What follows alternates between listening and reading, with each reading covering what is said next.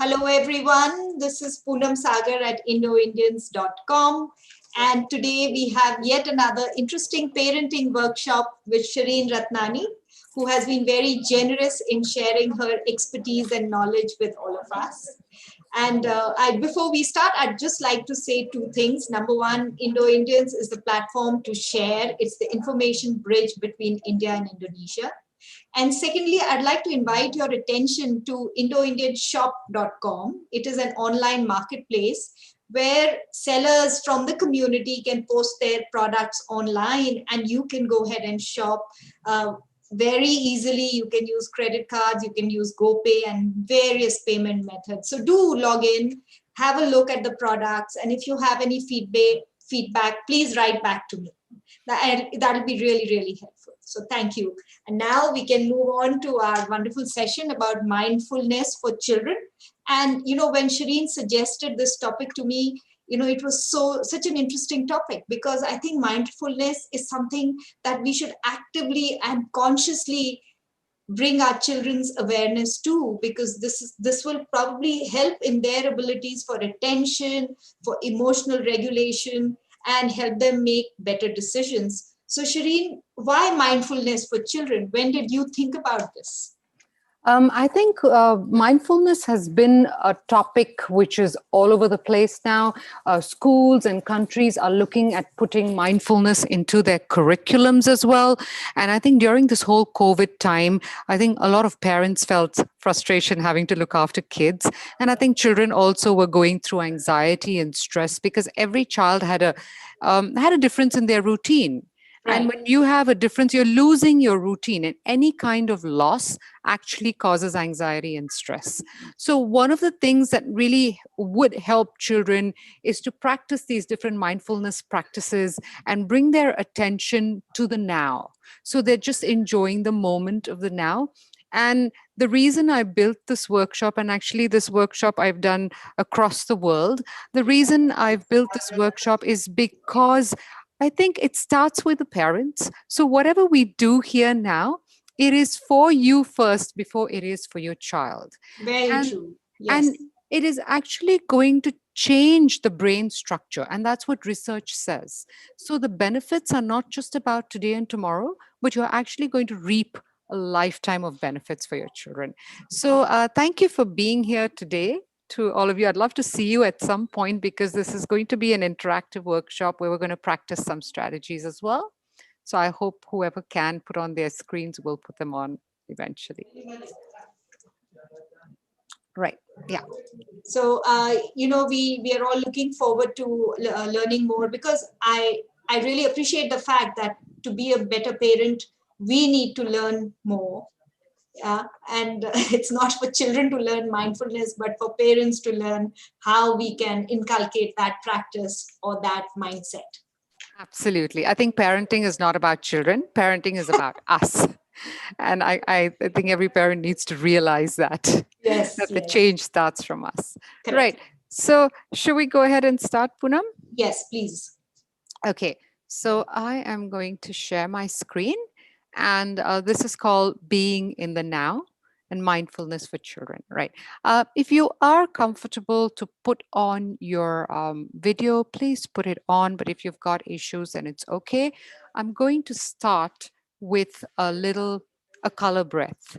So when we talk to children about mindfulness, one of the first things we tell them is always sit up like a king or a queen. It's a new concept to children. I'm going to go through how to introduce it to children and how to practice it in your daily routine. Okay, so let's try this. What I want you all to do is close your eyes and sit up straight. Right. Breathe in slowly through your nose. Pause and imagine a color that makes you feel calm. As you breathe out slowly through your nose, imagine yourself breathing out that color. We are going to do this 5 times. I will count, and at every count, breathe in slowly through your nose. Imagine your color, and as you breathe out, imagine yourself breathing out that color. 1, breathe in, breathe out your color. Breathe in and breathe out the color. Breathe in and breathe out the color. Breathe in and breathe out the color. And breathe in and breathe out the color that makes you feel calm. You can open your eyes, and if anybody would like to share the colors that they were breathing out, anybody like to unmute and share? So for me, it was a very interesting exercise because I went through all the colors, seeing that which one is more calming for me, and I, kind of said, okay, not this, not this. Okay, all right, so good. So you were playing through different colors in your mind. Yeah. Okay, interesting. Did anyone have one single color? Would anyone like to unmute and share? Green, pink next time, and then white. Okay, green, pink, and white. Lovely. Anybody else?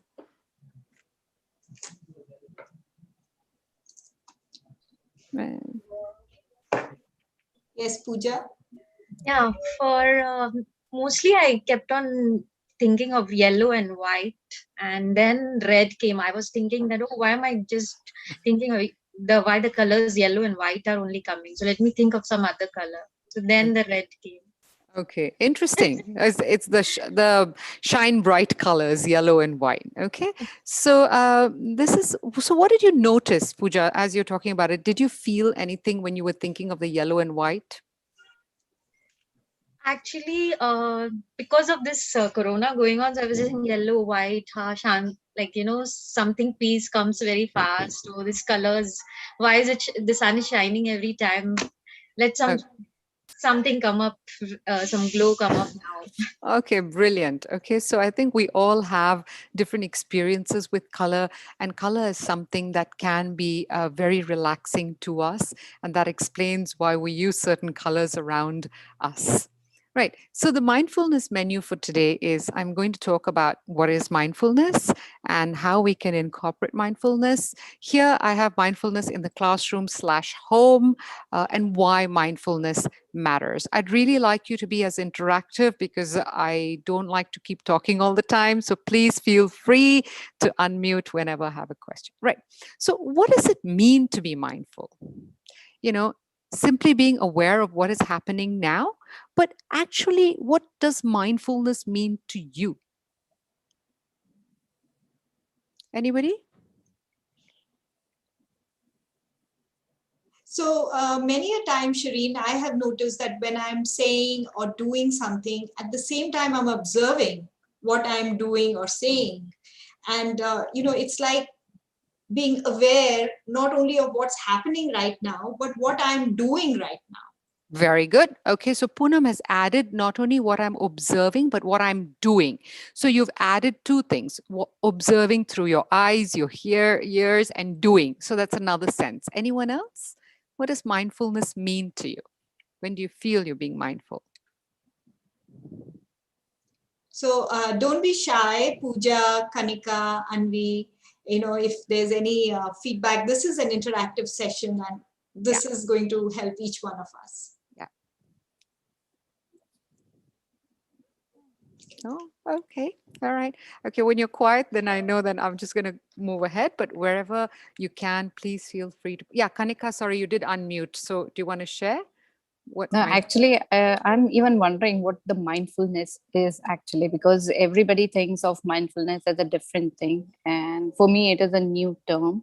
Okay. So I'm also exploring what mindfulness is actually, and definitely will love to learn through you.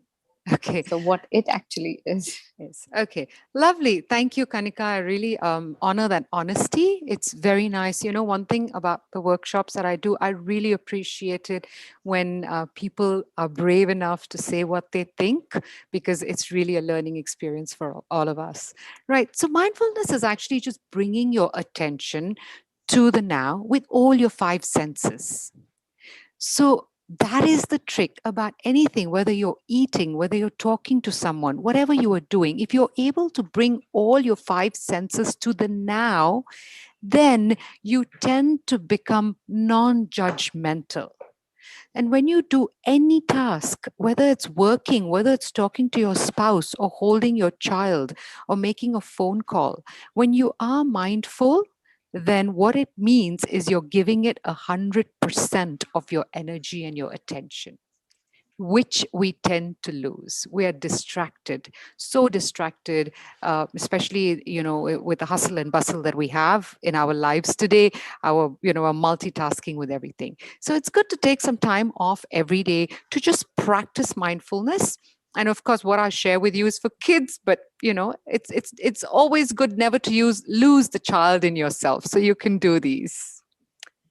So this is what mindfulness. I remember it as PIPO, people. One is paying attention, which means listening. So even if I'm talking to you, I ask yourself, you're talking to someone, are you listening? Are you watching? Or are you making judgments in your mind? Like, for example, if I'm talking to Poonam, am I having a mindful talk? Am I really listening and watching Poonam, or am I thinking of an answer that I want to give her? Right? Being intentional. Being intentional is the other thing, where you're purposefully increasing your awareness. Like from today onwards, be purposeful and try and be mindful about everything. Then it's about presence. Bring yourself here. Forget about everything else. There's a lot happening, but let's get the practice of coming here. And openness is being open and non-judgmental, not bringing our past experiences and our judgments into the picture. Very often we interpret things by bringing in our past experiences, our judgments, and when we do that, we cannot be open about anything, right? So these are the four elements about being mindful. And of course, to do this, it is about engaging all your five senses. Now, in the classroom or at home, all the research has shown that this is what it does with children. It improves attention spans. It helps children manage stress. It increases well-being. It improves communication. And you know what? The good thing is that you can make this a practice at your dining table when you wake up in the morning as a family.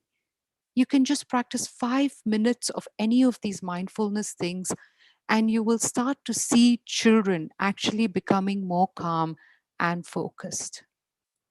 So this is the benefit of being mindful. Number one is, a lot of people ask, what is the difference between meditation and mindfulness? Actually, meditation and mindfulness are under the same umbrella. Meditation is a stationary form of it, and mindfulness is just, it's got different ways. It's got the breath, it's got movement and things like that. So when you practice mindfulness, you are actually slowly building neural pathways, okay? And you are able to control the emotional part of the brain, which I'm going to talk about, and bring more peace to yourself. Once you have that inner peace, you're going to be more peaceful outside with your interactions with others. We all know that whatever we have in our cup is what we can give. So if you're angry all the time, and that's all you can give people, that anger, right? So it creates a peaceful outer self. And then, of course, that leads to a more peaceful learning environment or a home. And if just everybody on our planet was mindful, we would have a very peaceful world. So that's how it starts with you.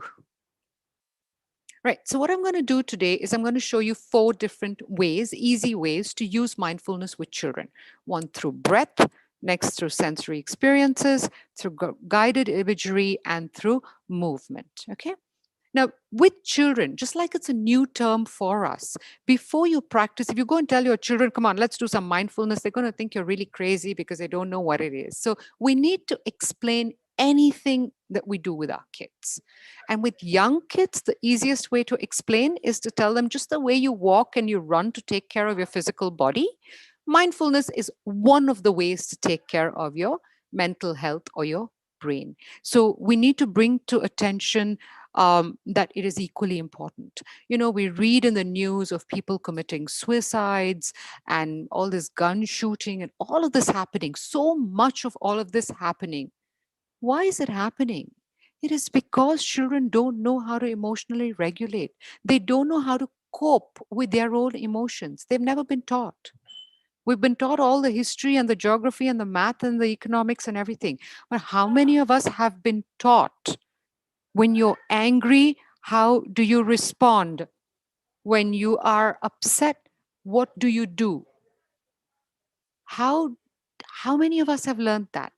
So today we're lucky that all this brain research has given us different ideas which we can use to practice mindfulness. And one of the things I'd like to talk about is negativity bias. So I'm just going to give you an example. Say you go walking, say you're going on a hike and you're really enjoying the hike. It's a beautiful experience, and somewhere along the way you see a rattlesnake in front of you, right? When you come back from your hike, what do you tend to remember? Can't hear you. The snake. The snake, right? That is because we have what is called negativity bias. And negativity bias is something that we all, as human beings, we have this because at the beginning, the time of evolution, right? It was a survival instinct. So if people lived in forests and things like that, this negativity bias helped them survive.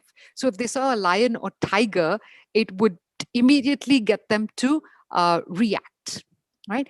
And what happens when you have a negativity bias is, so we have two parts of the brain. We have this part, which is the frontal cortex, which takes care of all the logical thinking. And then we have this part of the brain, which takes care of all the thinking and the emotions, right? So the front and the bottom part of the brain. Now, what happens is we have something called an amygdala hijack.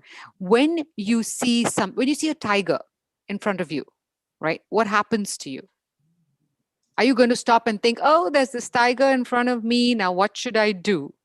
No, you just run.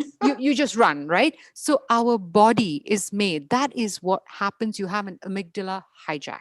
That's when the lower part of your brain actually takes control and releases hormones so that you either freeze, you flee, or you fight. And this happens every time you are in danger, when you're threatened, even when parents shout at their kids and threaten kids.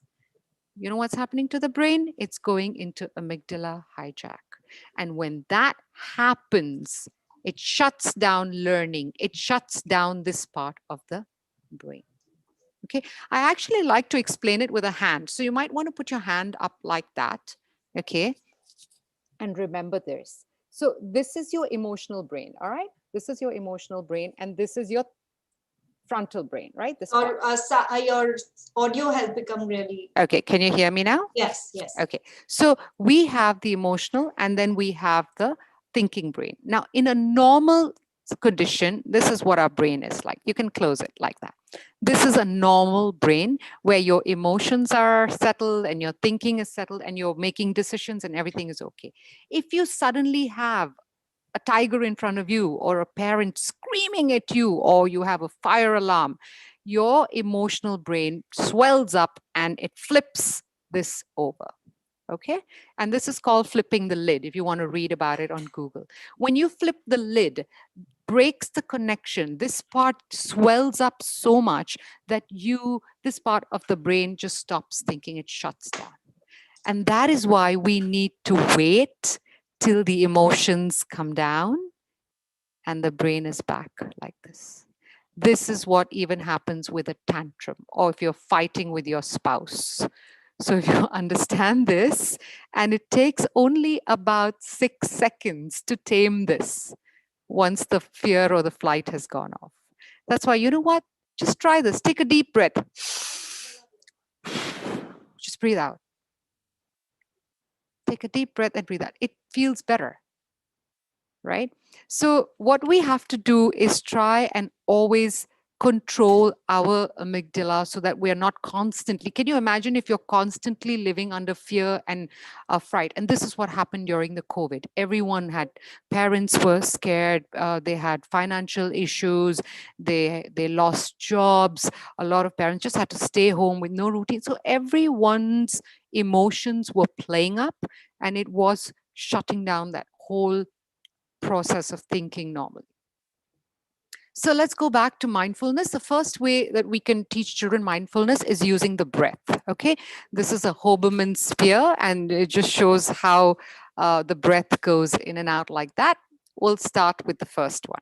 So this is what I call cool the pizza. Okay, so for those who are at this workshop, I will be sharing the props through Poonam, and you can actually print out these props and keep it like on a little tray or something at home, and actually do it as a fun thing with your children. You know, like you can actually keep it and call it a little mindfulness tray, or a mindfulness box. So you have a pizza, and if you don't have this pizza, all I want you to do is pretend you have a slice of pizza in your hand. Yeah, put it in front. Yeah, just hold the pizza in front like that. Right. Now we're going to take a deep breath, like as if we're smelling the fragrance of the pizza. Okay, let's try.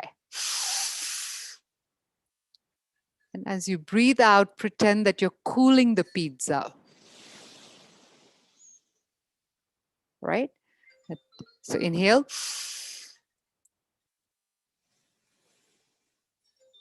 So when you do this, you're actually teaching children to bring the breath to the now, right? And when children are angry, young children, when they're angry, you can tell them, okay, you're angry, fine, let's do a pizza breath.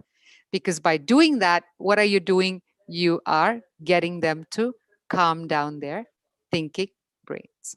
So that's a cool pizza breath. And then you have the hot chocolate or the hot Coke or the hot coffee breath, whatever you call it.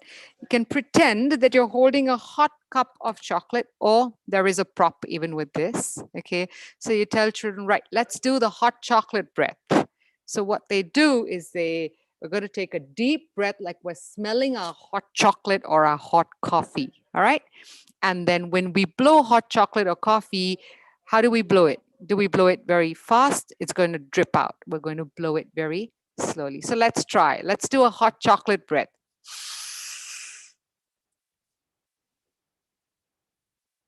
Try it. Pretend you're holding a cup of coffee.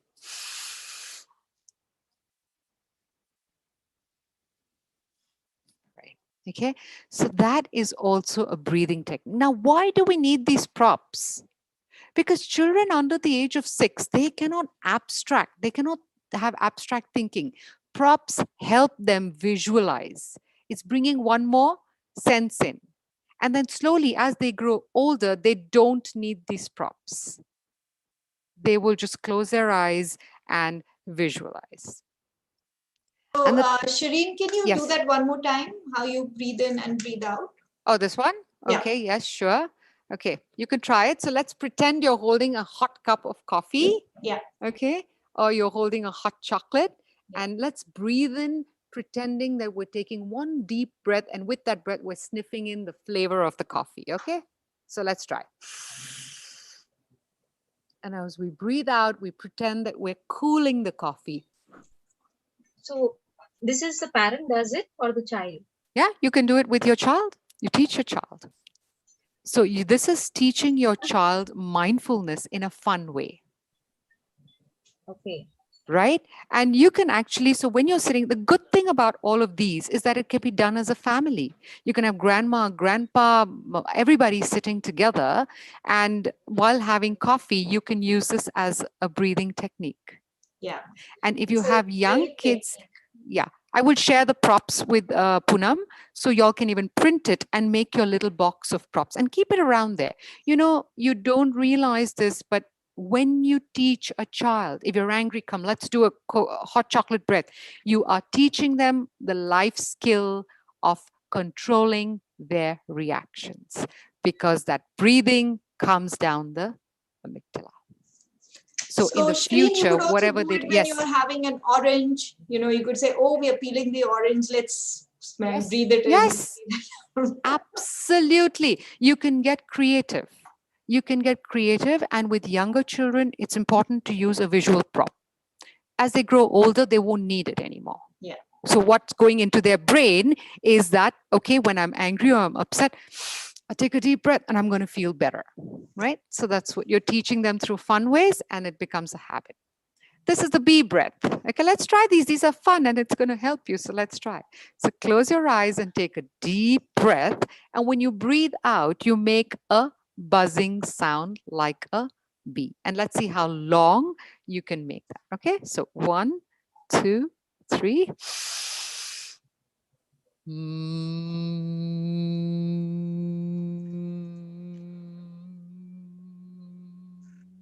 Right? Try it. And then, yeah, I can hear someone, right? So that's a bee breath. It's called a bee breath. And again, I've got a prop here. So what I like about these props is that I put them on popsicle sticks, and you can just get a jar and just put them. These are habits for life. And this is a fun way to teach these habits. And then it's a balloon breath, where again, you tell your child, okay, as you breathe, let's imagine like your tummy is becoming a big balloon. Okay, you're getting them to see what you're doing is you're getting all the senses to one, right? So try and breathe in. You feel like your belly is really huge, and then breathe out and feel the balloon deep. If you have a real balloon, you can use it. If you don't have it, then you just get the child to imagine. And then you have a bunny sniff. Now this is another, you can ask the child, how do bunnies sniff? How do they breathe in? Short breaths, right? So this is the opposite. So let's do a bunny breath. Let's sit like a bunny. You can do play. You can play with kids and do this. So then you can tell them, let's do a bunny breath, which is and breathe out, right? That's an example of a bunny sniff. Now this one, if you go for a walk with your children, okay, pick up leaves, small leaves, big leaves, pick up, you can have a whole basket of different leaves as mindfulness, for mindfulness. And this one is like this. As you breathe in, breathe out, right? So it's just going up the blade to breathe in and breathe out. Now, the good thing about using things from nature is that children can smell them, children can feel them. You have small leaves, you've got big leaves. So when you have a big leaf, then they are practicing, just like when you go swimming, you're practicing your breathing. Children can practice their breathing. Also, if you have a flower, you can pretend you're smelling the flower and then blowing out the leaves, right? So these are natural ways of the breath. High five breathing or the star breathing is, again, if you don't have any props, say you're in the car and your child is really restless, you're going on a long drive, you can tell children, you know what, let's do the high five breathing. And you go,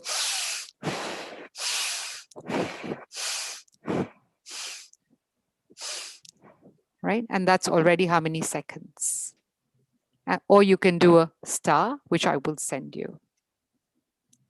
And then you've got the second way of practicing mindfulness, which is through using sensory experience. So how many of you use like all these Young Living oils and rub oils on your forehead before you sleep and stuff like that? How many of you? You can just raise your hand if you don't want to unmute. You can just raise your hand. There are these controls on the side. Yeah. Yeah? The Young Living oils, no, coconut oil. Yeah. Okay, great. Okay, even coconut oil, whether it's Young Living coconut or the Balinese oils, a lot of us like using these oils because it gives us a sensory Yeah, experience the of feeling calm, right? Um, lavender oil sometime. Yeah. yes, absolutely. And a lot of us listen to music, just Yeah. instrumental music. Or why? Yeah. Because music is doing the same thing. It's calming your mind, right? A lot of children like stuffed toys. Some people, they like soft silk bed sheets or soft cotton bed sheets. Why do we do all this? It is because it is just making our brains feel more relaxed and more calm. So, using sensory experiences is another way of practicing mindfulness. And what can we do? So This is, Shareen, yeah. there are some, Kanika says music and Umu says white noise at times.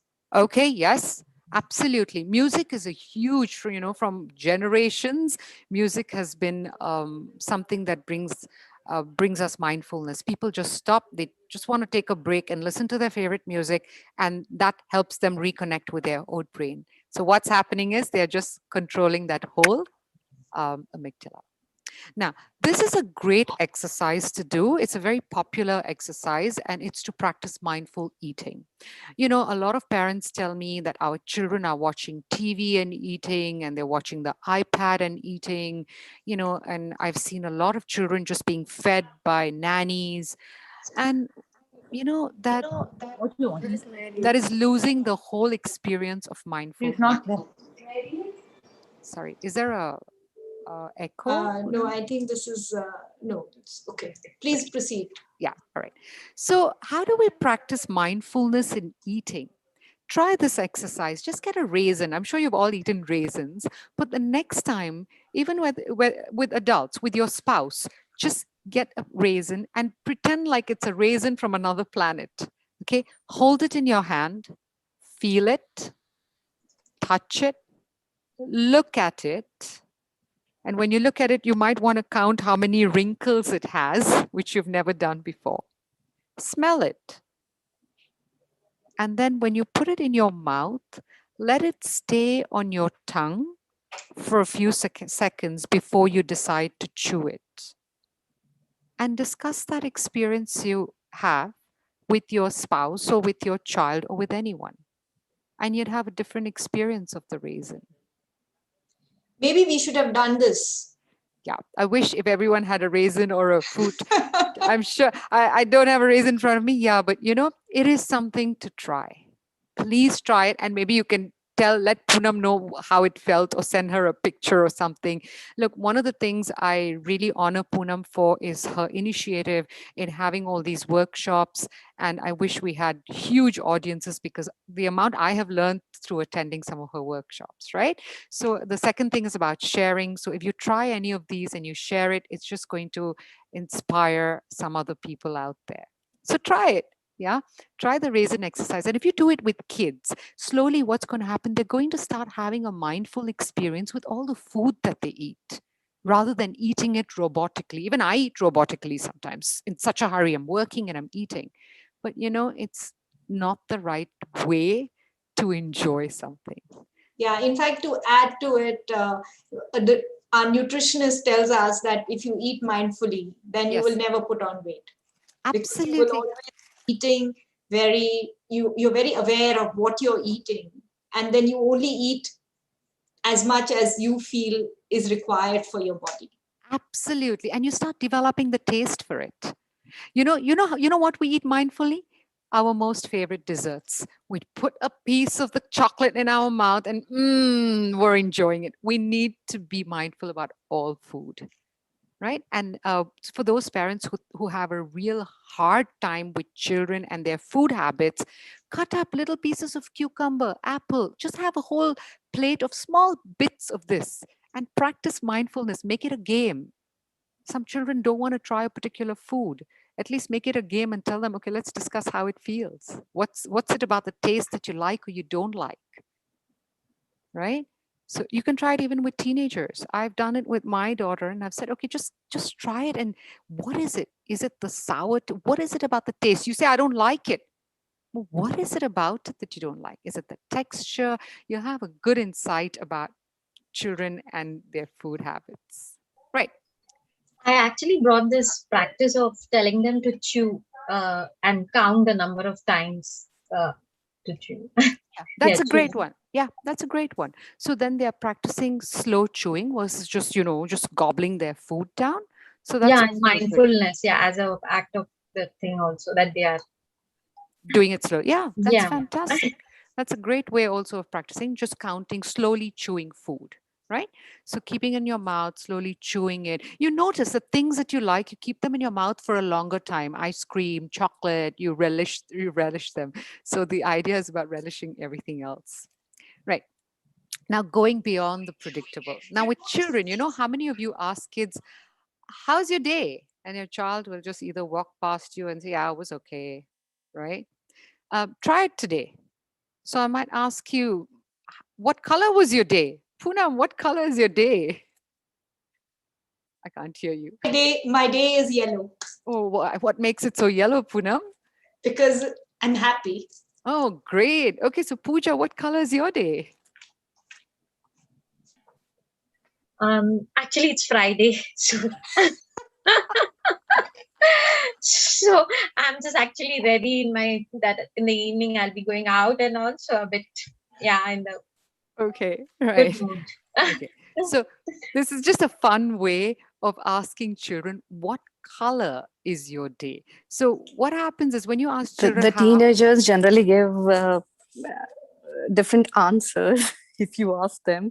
So how to engage them, actually, how to make them aware about the mindfulness, because I'm having a teenager and a toddler. okay, So yeah, so wow. it's coming good handfulness with. So that's why I'm looking for mindfulness for everybody with it. Okay, great. So And you know what? You can do these fun things. We lose as children grow, we stop having fun. And just yesterday I was reading this thing, as human beings, we tend to lead towards pleasure. Nobody wants pain. As human beings, we want pleasure. And when we have pleasure, we are more motivated in anything that we do. With teenagers, as they grow older, we stop having all that fun with them. So try it if you have a teenager, and or just try it. Say, what color? I know the first time you ask your teenager, they'll say, Mom, are you mad or are you crazy? They're going to think what's wrong with you. But these are ways to ask. You can even ask your spouse, what color was your day today? Because when you ask a teenager, how was your day? Yeah, it was okay. They don't want to say much. But when they associate a color to it, they will be able to explain why the day was that color, right? Would anybody else like to try? What color? So Anvi, what color is your day?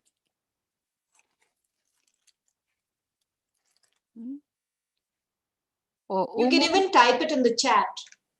Yeah. If you don't want to type, you can type it. So what color is your day, Shareen?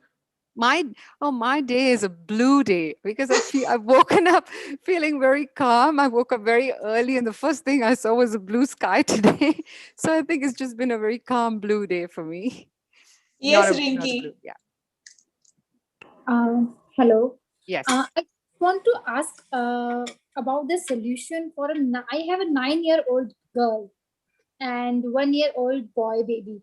So now I'm struggling, to manage their emotions because my daughter is now these days it is harder uh, to understand her emotions because most of time she get upset with the other things which is not related to her, like in that class when the students are making noise, and she was very disturbed because of that. Okay. Right. How old is your daughter? The younger one, is it 9? You're talking about the 9-year Yeah, old? 9-year-old. 9 years. Okay. So when children are disturbed by something and they can't express what they feel, they will either throw a tantrum or they will misbehave or they will get disturbed. So maybe she's disturbed by the noise, but she doesn't know what to do about it. So when children are disturbed by something, then it is our duty as parents to help them cope with it. So if she is disturbed by the noise, many children are disturbed by noise. They don't like loud noises and things like that. And that makes them really misbehave. So you can actually practice some of these mindfulness. You can do breathing exercises with her so that she's aware that that noise is there. But when it's bothering her, then she can just go in and take a deep breath and feel better. Shareen, I'd like to also add to this, sometimes just identifying what is disturbing us. So like you mentioned, noise. So we just feel disturbed, but we cannot relate that disturbance to maybe the noise in the background. So once we understand that it is the noise that is disturbing us, just that awareness helps us to cope better. Absolutely. So, as parents, what we do, we have an iceberg. Whenever we see a child's behavior, that's the tip of the iceberg. So sometimes if your child says, God, this noise is bothering me, you might say to the child, it's okay, it's just a noise. Don't do that. When you do that, you are not teaching the child how to cope with that noise. Right? So as parents, mostly we say, stop crying, don't do that. No, we need to see what is it, like Poonam just said, we need to see what is it that is bothering the child and teach them how to cope with it. That is a big thing about parenting. So that when they grow older, they know when there's a noise, then I can either just breathe, or I can put on my headphones, or I can put on earplugs.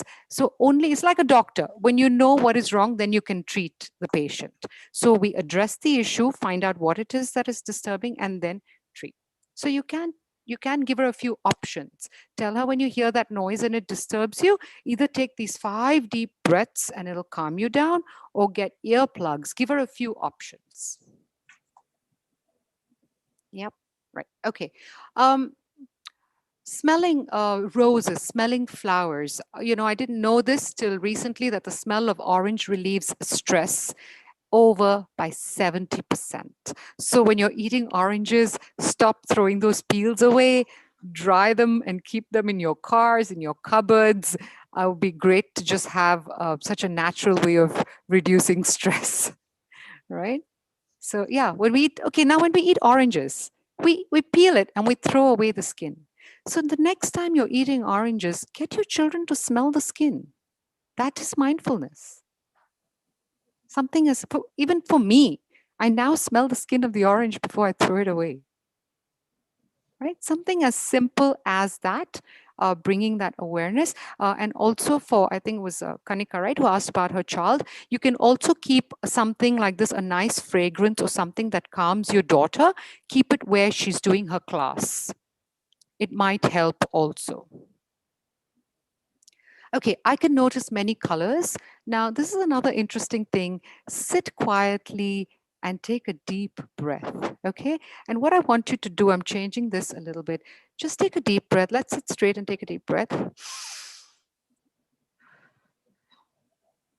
Just look around you and try and see if you can find one object of each color of the rainbow.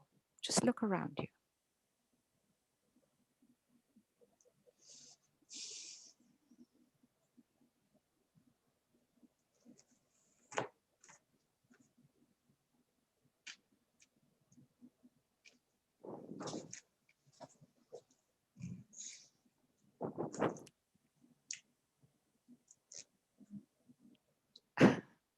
Right?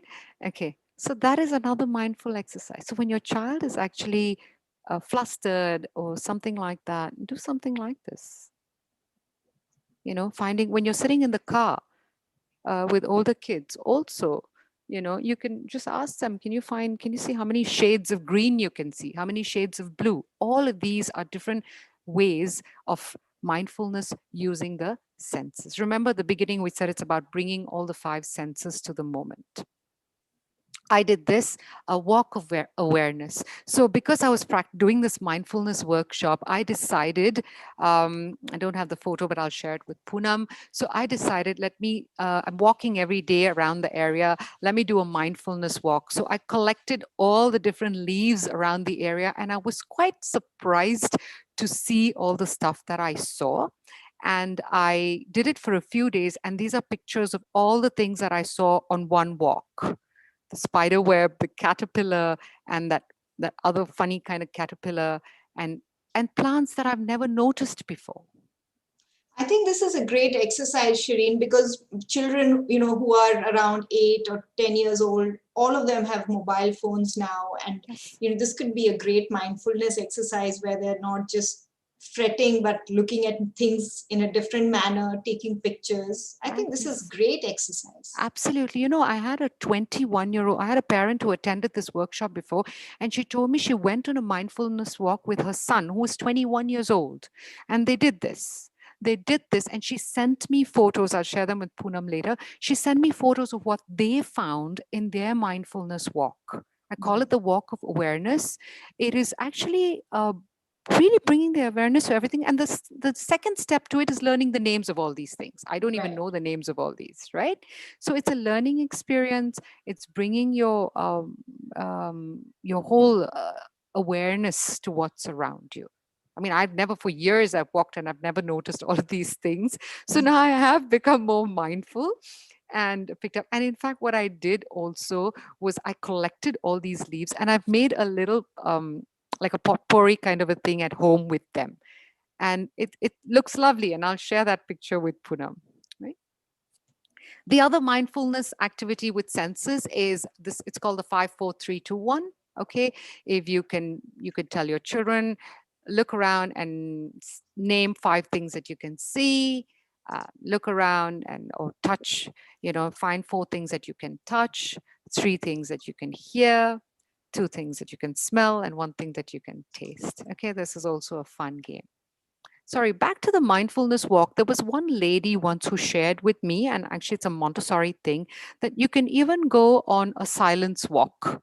So if you're walking with your spouse or whatever for 10 minutes, or your teenage child, you just decide to go on a silent walk. And after 10 minutes, exchange with your child or your spouse or whoever, what were the sounds you heard in that walk? Okay, so that was another walk of awareness.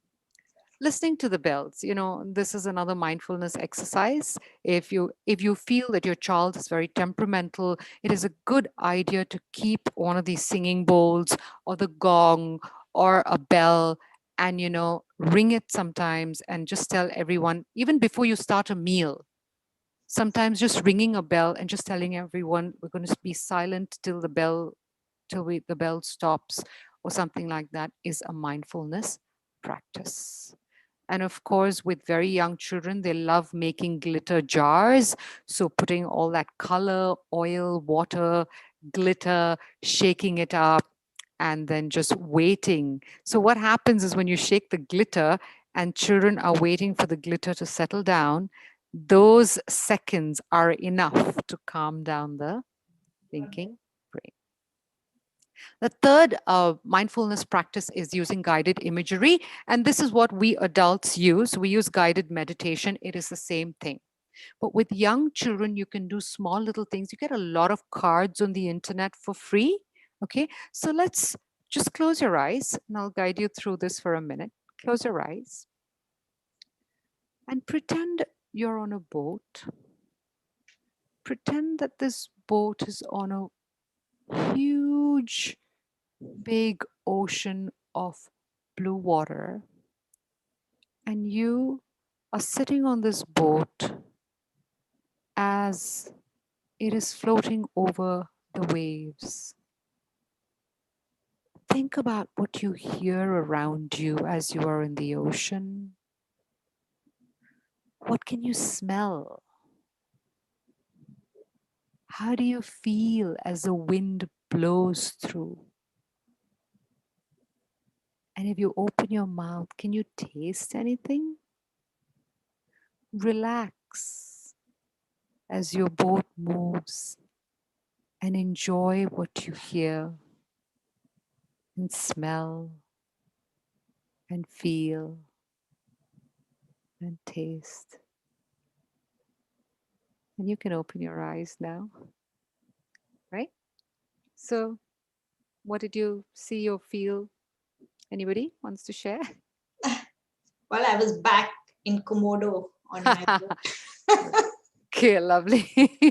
When I was back in, yeah. So you know what happens with children? they're very young, if you just tell them, imagine you're on a boat, close your eyes and you imagine you're on a boat, they're not going to get their imagination to be as vivid as we want them to be. That is why you bring in the senses. It's very easy. Always remember the 5 senses and ask them to bring it in. Okay. That is guided imagery. Also a great way you can get creative. There's lots of cards on the internet that are available for free for different age groups, from toddlers to teens. Just Google guided imagery cards. And then the last one is using movement. Okay. So like yoga and stuff like that. Of course, one of the fun ways to use movement is now you've got all this. You've got dinosaur yoga, you've got animal yoga, and all of these different things. Okay. So where you pretend to be a tall giraffe, just put your hands up and do it. It just relaxes you. Just put your hands up and pretend to be a tall giraffe. Get children to do all of these different things. And this is an infinity board. Okay, so what's good about the infinity board? These are called mindfulness boards. And actually you get a lot of mindfulness boards. What's good about this board is that the children start here and they breathe in and breathe out. And I'm sure many of you have heard of this infinity yoga that people are doing with 2 chairs. Have you heard of these? Never. So, no? Oh, okay. So a lot of people now are doing this and they say that it has really helped them a lot. So what they're doing is just keeping 2 chairs. So just get 2 chairs at home and you walk in this direction. So you go this way around the chair and come out and just keep doing that. And they have claimed to feel a lot of benefits by doing it. Now, scientifically, when you do anything like this, right? Try it. Just get your hand and go that way. Just try it. Yeah. Yeah. Okay. So when you're doing anything that is crossing your midriff, right, then what you are doing is actually getting the left and the right hemisphere of the brain to coordinate, which is why just take your hand up and go stretch left, right, left, right, right. So anything that's crossing the midriff does that to both the hemispheres of the brain. And so Right. there's this yoga thing. This is another butterfly yoga where you can sit and pretend to be a butterfly. I can share this later. These are all called breathing boards. You get a lot of different breathing boards where you have these, breathe in for 4, breathe out, breathe in and breathe out. And this is another rainbow breath. So just put your hands out like that. Okay. And each time you breathe in, you think of a color.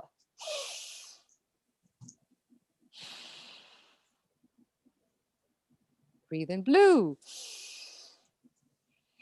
So you get the child to imagine the color and breathe in and breathe out. And, you can do it if you want to be a child for a day.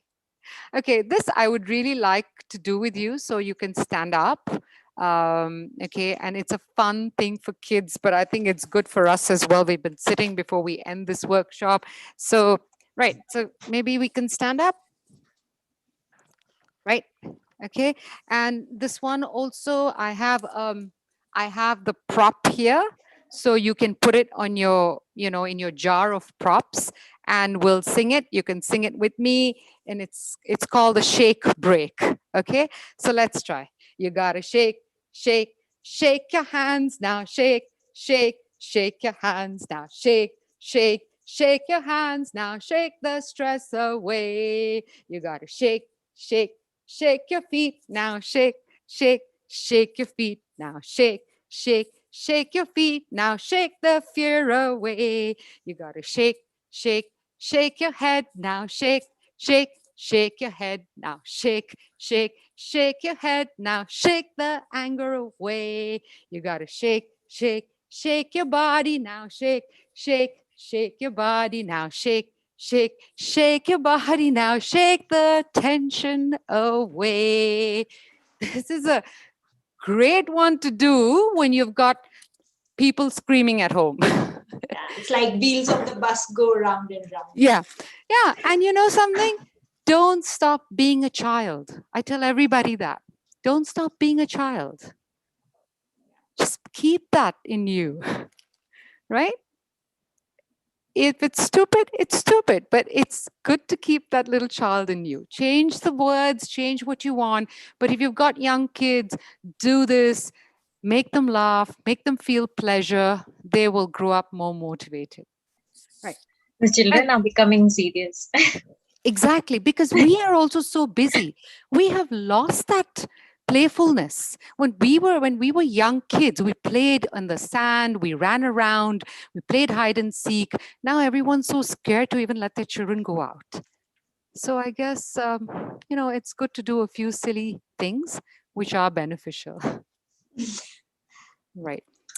Okay, so then we've got tapping. Tapping is a researched technique where you actually tap, okay, tap on certain acupuncture points. And this method is a mindfulness method which actually relaxes and brings down the cortisol level in the body.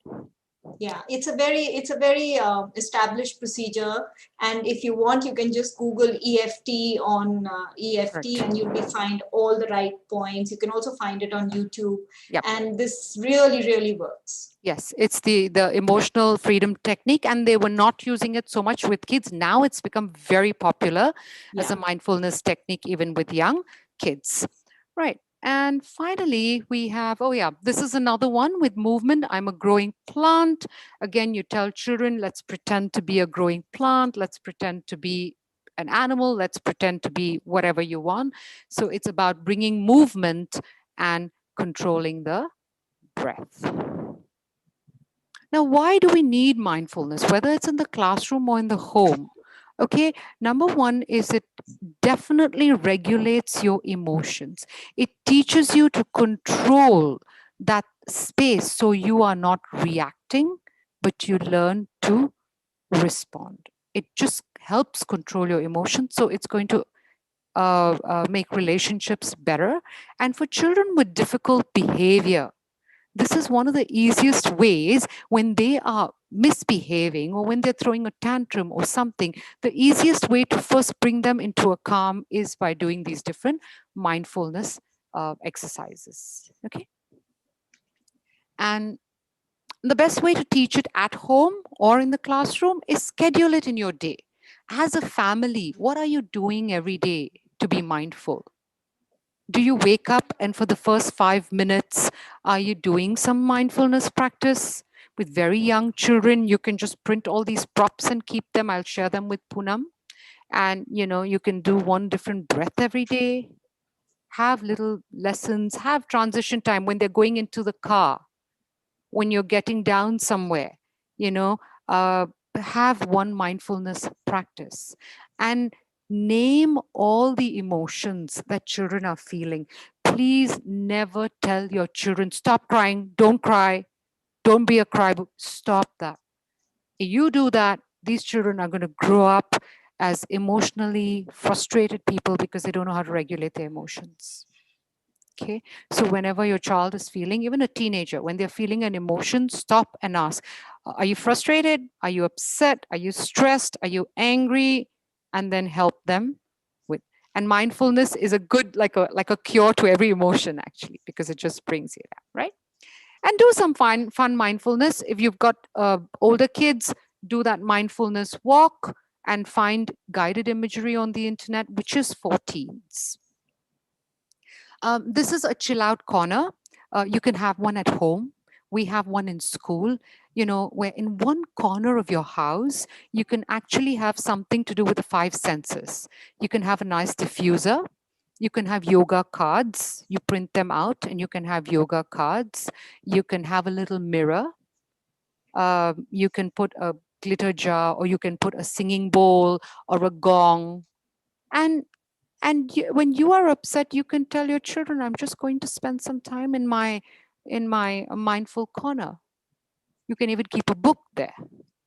So these children then learn that when they're upset, that time out that you need, that is that time out at home.